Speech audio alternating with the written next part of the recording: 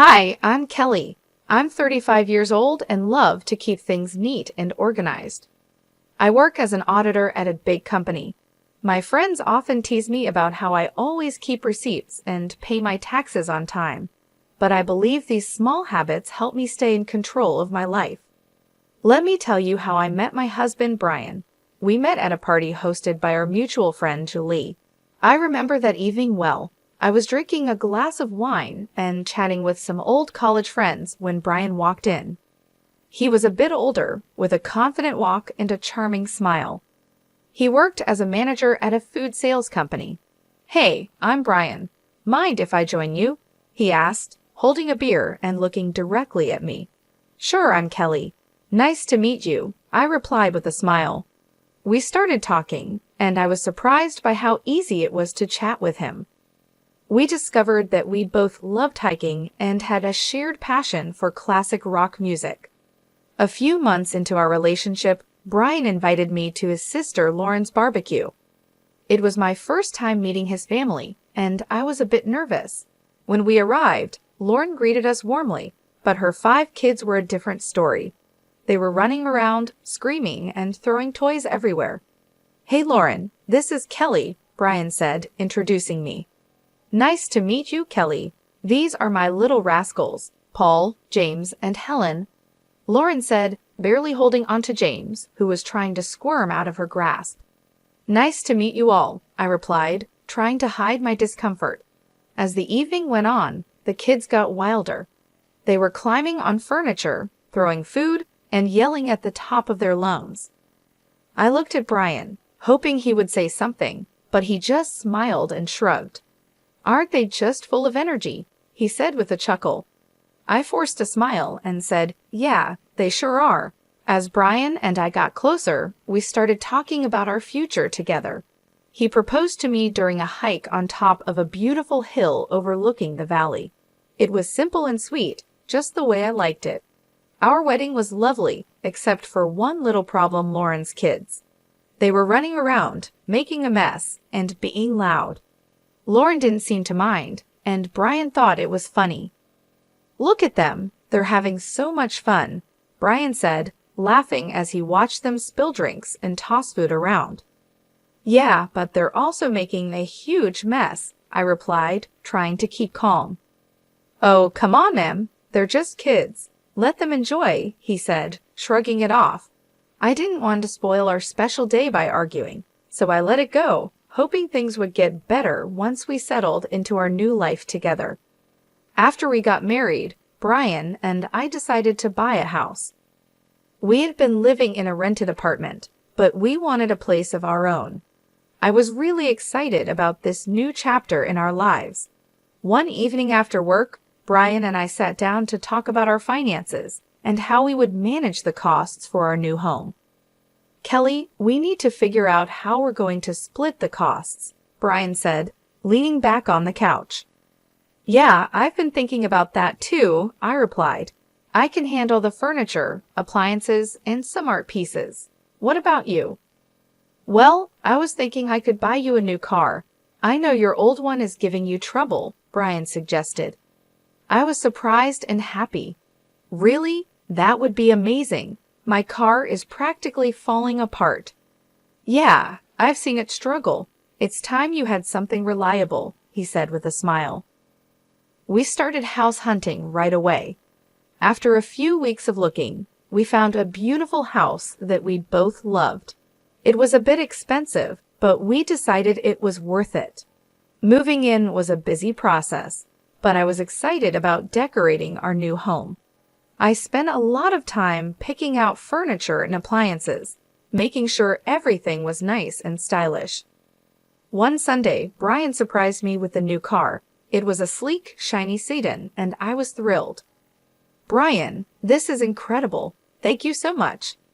I hugged him tightly and exclaimed, "Thank you so much, Brian. This means a lot to me." "You're welcome, Kelly. You deserve it," he said, looking proud of himself. As we settled into our new home, things seemed to be going well. We both enjoyed our jobs and loved coming home to our cozy house. But small things started to bother me. Brian's laid-back attitude, which I once found charming, was beginning to annoy me, especially when it came to household chores. "Brian, can you help me with the dishes tonight?" I asked one evening after dinner. I had a long day at work. Can't we just leave them for tomorrow?" he replied, looking at me with pleading eyes. "Brian, we can't keep putting things off. I'm tired too, but we need to keep this place clean," I insisted. "Fine, I'll do it," he said with a heavy sigh as he got up from the couch.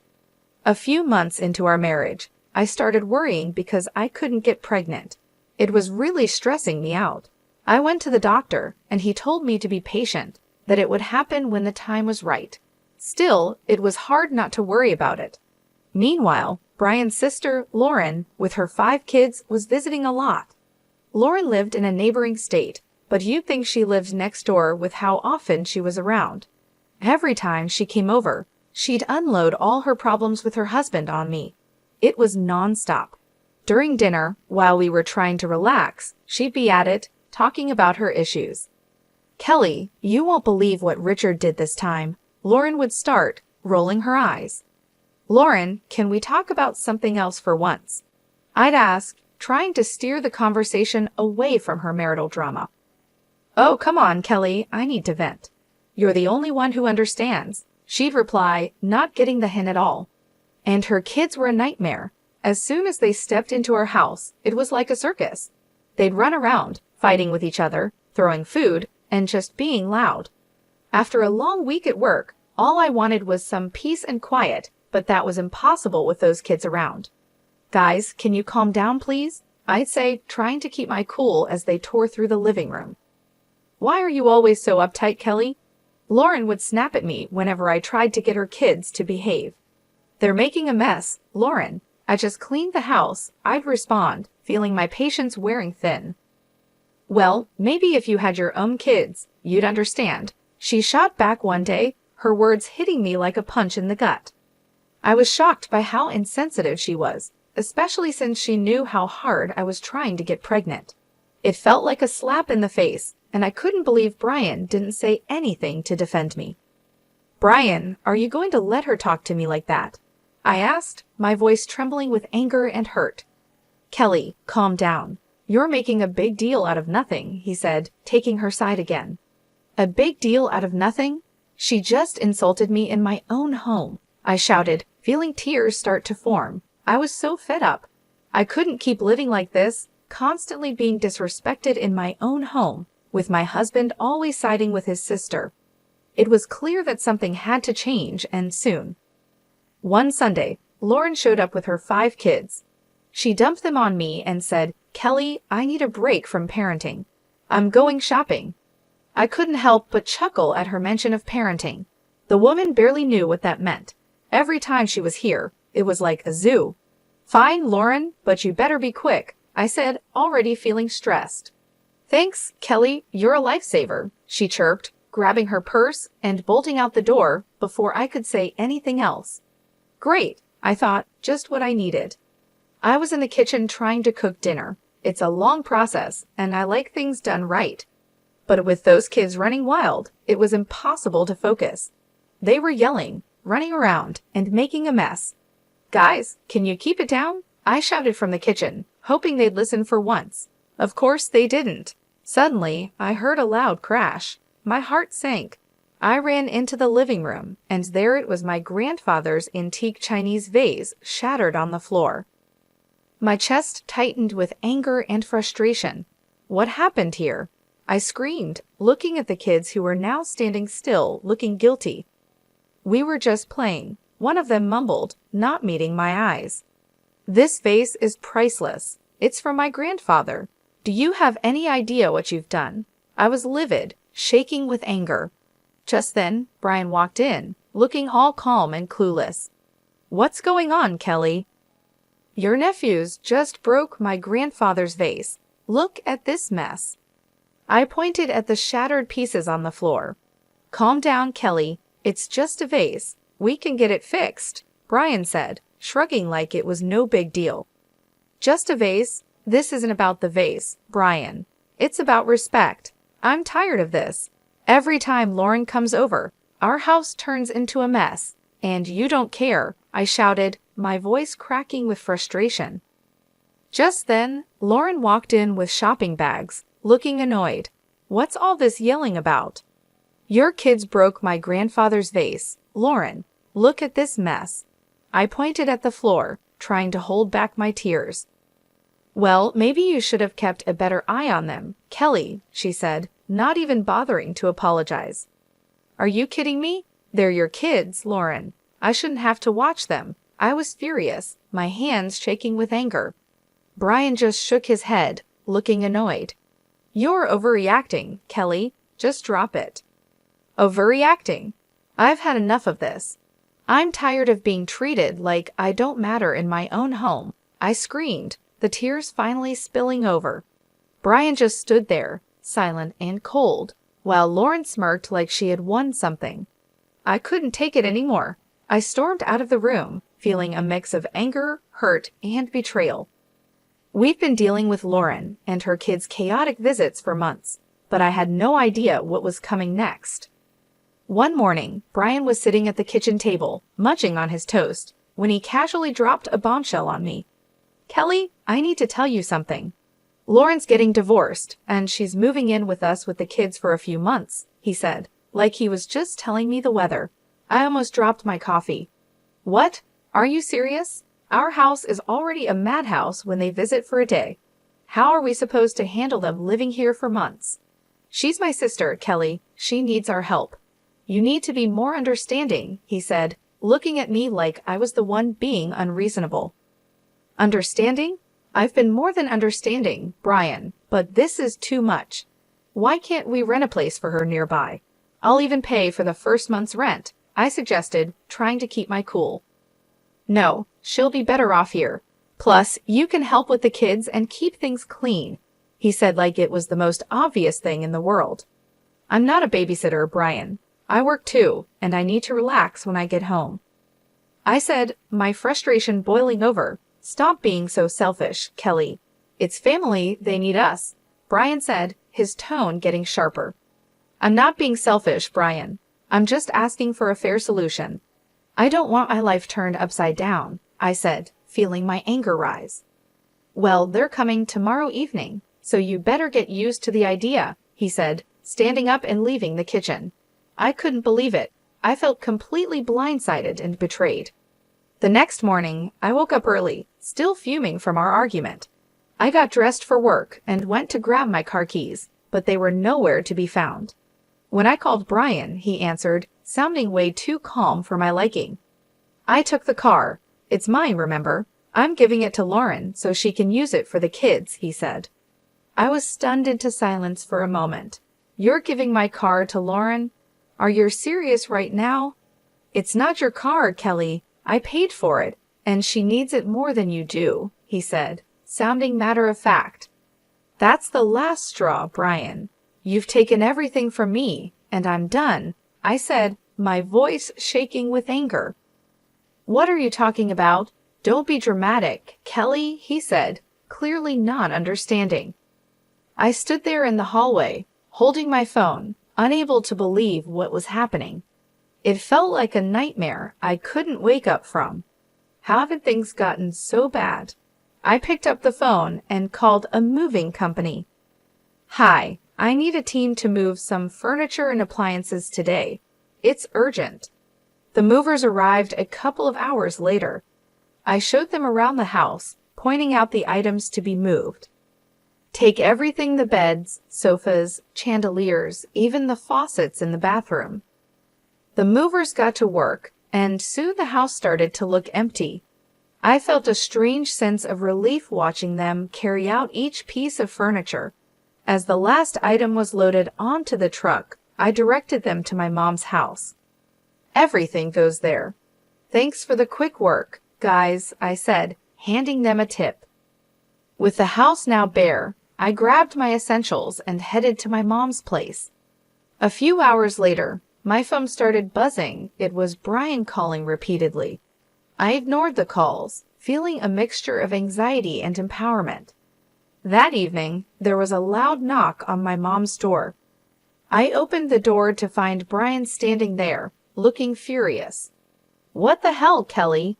What did you do?" he shouted as he stormed into the living room. "I took my stuff, Brian. You took the car, so I took what I bought," I said, keeping my voice calm. "This is insane. You stripped the house bare. Where are Lauren and the kids supposed to sleep?" he yelled, his face red with anger. "That's your problem, Brian.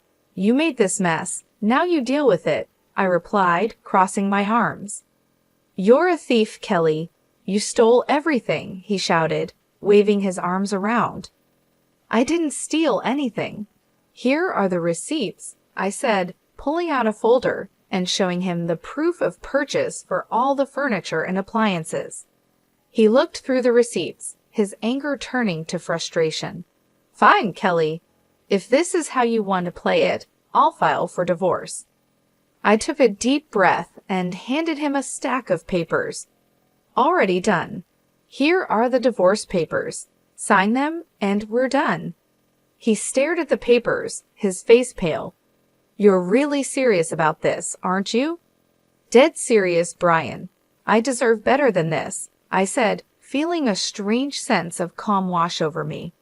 He took a pen from his pocket, signed the papers without another word, and handed them back to me. "Fine, Kelly. Have it your way." I watched as he turned and walked out of my mom's house, the door slamming behind him.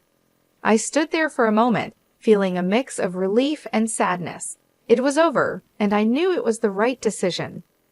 That night, I sat down with my mom and talked about everything that had happened. She was supportive and agreed that I had made the right choice. "Kelly, you've been through a lot. It's time you focused on yourself and your happiness," she said, giving me a comforting hug. "Thanks, Mom. I just need some time to figure things out," I replied, feeling a weight lifted off my shoulders. Over the next few days, I started to settle into a new routine. I began organizing my new space at my mom's house and planning my next steps. It was a fresh start, and for the first time in a long time, I felt hopeful about the future. I knew the road ahead wouldn't be easy, but I was ready to face it. I had taken back my life, and there was no turning back. After divorcing Brian, we sold our house and split the money. It was time to set up my own place. My mom's house was great for a while, but I needed my own space. One afternoon, I was sitting in the kitchen with my mom, looking at listings on my laptop. "Mom, I think I found a place that looks perfect.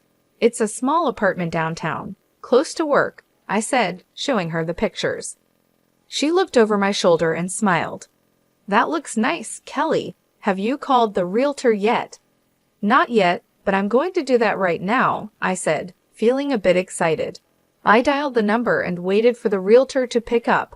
After a few rings, a friendly voice answered. "Hello, this is Larry. How can I help you?" "Hi, Larry. My name is Kelly. I'm interested in the apartment you have listed downtown. Is it still available?" I asked, crossing my fingers. "Yes, it's still available. Would you like to schedule a viewing?" he replied, sounding hopeful. "Absolutely. How about tomorrow afternoon?" I suggested, trying to sound calm. "That works for me. I'll see you at 4 p.m., Larry said before we ended the call. The next day, I headed downtown to meet Larry and check out the apartment. When I arrived, he was waiting outside the building with a friendly smile on his face. "Hi, Kelly. Nice to meet you. Let me show you around," he said, shaking my hand. The apartment was small but cozy, just what I needed. It had a nice kitchen, a spacious living room, and a small balcony with a decent view of the city. "This place is perfect, Larry. I'll take it," I said, feeling a sense of relief. After signing the lease and getting the keys, I started planning my move. I wanted to make this new space my own, a fresh start. I spent the next few days packing up my things at my mom's house and arranging for movers to help me with the big stuff. On moving day, my mom and a couple of close friends came over to help. As we loaded the last box into the moving truck, I felt a mix of excitement and nervousness about this new chapter in my life. Kelly, this is going to be great for you. A fresh start is just what you need, my mom said, giving me a reassuring hug. Thanks, Mom. I'm really looking forward to it, I replied, smiling. We drove to my new apartment, and with everyone's help, we had everything unloaded and set up in no time. As I looked around my new space, I felt a sense of accomplishment and excitement for what lay ahead. I looked around my new place and felt a sense of pride and peace. It was the start of a new chapter, and I was ready for it. That evening, I invited my mom and friends to stay for dinner to celebrate the move. We ordered pizza and sat on the floor, surrounded by boxes and laughter. Cheers to Kelly and her new place, my friend Julie said, raising her glass of soda. Thanks, guys. I really appreciate all your help and support, I said, feeling grateful. As the night went on, we talked and laughed, and for the first time in a long time, I felt truly happy and free. After the party, as I sat on my balcony looking out at the city lights, I thought about everything I had been through and how far I had come. I was proud of myself for taking control of my life and making the changes I needed. I heard from some mutual friends that Brian used his share of the money to buy a small apartment. Now he's living there with Lauren and her 5 kids. Brian's working 2 jobs to keep up with the bills while Lauren still isn't working. They're fighting all the time. One day, out of the blue, Brian called me. I was surprised to see his name pop up on my phone, but I decided to answer, curious about what he had to say. Hello, Brian. What's up? I answered, trying to keep my voice neutral. Kelly, please just hear me out, he started, sounding desperate. I know I messed up. I'm so sorry for everything. I didn't realize how hard it was for you with Lauren's kids. I couldn't help but laugh a little. Really, Brian? You're realizing this now, after all this time? Yeah, I know it's late, but I'm serious. I've been thinking a lot, and I miss you. I miss us. Can we start over? I'm ready to move into your apartment and make things right, he said, his voice almost pleading. I chuckled, shaking my head in disbelief. Brian, you've got to be kidding me. You think you can just waltz back into my life like nothing happened? Kelly, I'm serious. I'll do whatever it takes. I'll even take on more work to make it up to you, he said, sounding more desperate. Brian, I've moved on. I'm happy now. I'm not looking to go back to that mess, I replied firmly. Come on, Kelly. We can make it work this time. I've changed, he insisted. I sighed, feeling a mix of pity and frustration. Brian, it's over. You need to focus on your life and your family. I'm not interested in going back to that chaos, I said, trying to stay calm but firm. Kelly, please, I'm begging you, Brian said, his voice breaking with desperation. Brian, no. I found peace without you, and I'm not giving that up, I said, standing my ground. Take care, Brian. I hope you find your way. I hung up the phone, feeling a strange mix of relief and closure. It was clear that Brian was struggling, but I couldn't let his problems drag me back into a situation I had worked so hard to escape. Later that day, I met up with Julie for coffee and told her about the call. We sat in our favorite little cafe, the aroma of fresh coffee and baked goods filling the air. You won't believe who called me today, I said, rolling my eyes as I stirred my coffee. Who? Julie asked, raising an eyebrow and leaning in with curiosity. Brian. He actually begged me to take him back and let him move into my apartment, I said, shaking my head in disbelief. Julie burst out laughing, nearly spilling her coffee. Are you serious? What did you say? I told him no, of course. I'm not going back to that mess, I replied, smiling at the absurdity of the situation. We spent the rest of the afternoon chatting and laughing, and I realized just how far I had come since my life with Brian. I had built a new life for myself, one that was peaceful and fulfilling. I wasn't going to let anyone take that away from me. The cafe was a cozy spot, with warm lighting and soft music playing in the background, creating the perfect setting for our heart-to-heart conversation.